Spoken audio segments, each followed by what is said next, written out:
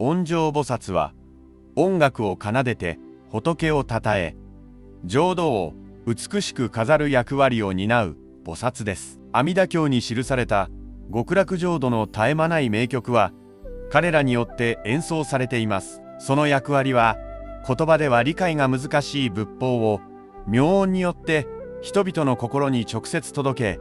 穏やかな悟りの境地へと導くことにあります。寺院の彫刻などに配置される際は、そこが清らかな仏の世界であることを示す空間演出の役割も果たします。画像の像は音によって世界を救済し、